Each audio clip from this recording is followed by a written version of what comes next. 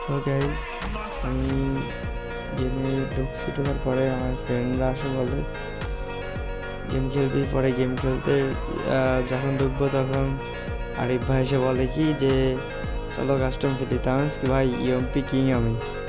পরে আরিফ ভাইয়ের সাথে বলতো কি চলো ইএমপি ভার্সেস হোক।